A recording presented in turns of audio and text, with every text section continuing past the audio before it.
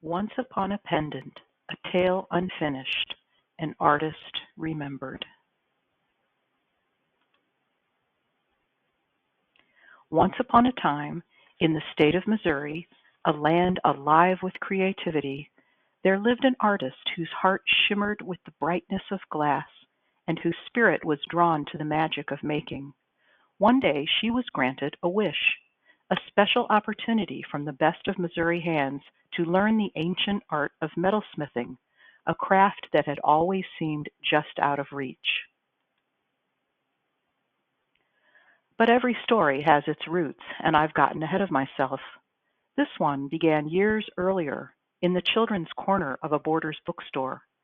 Back then, the artist was known as Miss Nina the Storytime Lady, entertaining little ones each week with books, crafts, music, games, and treats.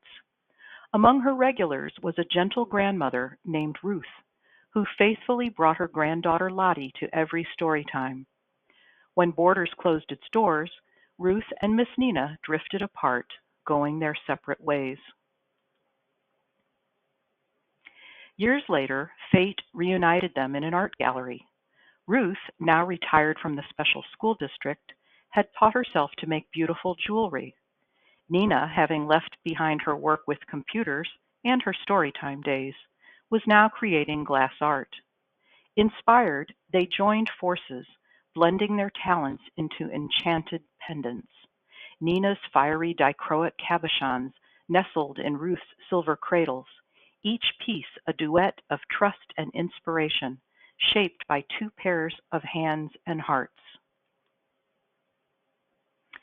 Then, as fairy tales sometimes do, the story took a dark turn. Ruth's life journey ended too soon, leaving behind a loving family, cherished memories, and a plaque on a studio desk, a quiet testament to her artistry and spirit. Craft Alliance, the studio where Ruth had created her beautiful jewelry, honored her with a shining brass plaque, her name engraved in gratitude, her presence lingering where she had shaped her dreams. With the best of Missouri hands grant in hand, glassmaker Nina went to Craft Alliance, determined to learn the secrets of metalsmithing. She sat at Ruth's desk, feeling the warmth of her friend's memory in every tool, hearing her gentle encouragement in the hum of the studio machines.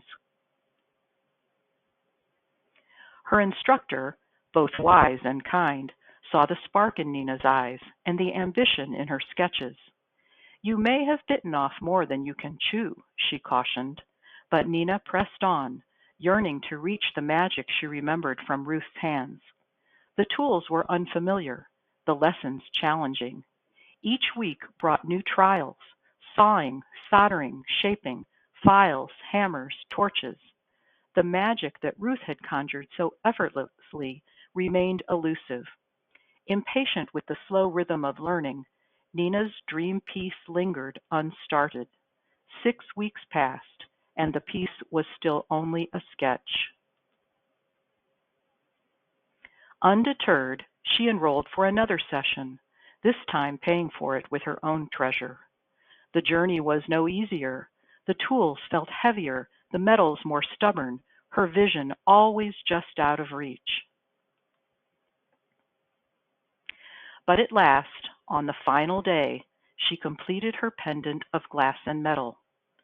It was imperfect, not the masterpiece she'd imagined, not the effortless magic Ruth had made. The stone was crooked. She felt she had failed her friend. She visited Ruth's resting place, her heart heavy with apology. She had wanted to create something worthy of Ruth's pride, to carry on their collaboration alone. Instead, she found herself humbled by the depth of skill and patience Ruth had brought to their work. In sharing her journey with Ruth's husband, she learned that Ruth had never seen her own extraordinary talent. The realization was bittersweet.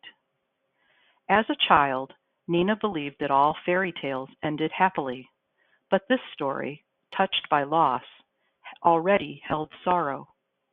Every quest changes the traveler, And sometimes the truest tribute is not a perfect creation, but the courage to try, the humility to learn, and gratitude for those who came before. This tale was never just about making something perfect or even beautiful. It was about honoring a friendship, a collaboration, and the quiet mastery of Ruth's art. For now, the glass artist has set down her metalsmithing tools. Perhaps one day she will pick them up again, seeking connection to her friend. Maybe, in her courage to learn, she did make Ruth proud, for Ruth's hands shape more than silver, even after they're gone. The end. This fairy tale was written by Nina Schatzkamer Miller for Best of Missouri Hands in grateful appreciation for the grant given in 2024 to take a metalsmithing class.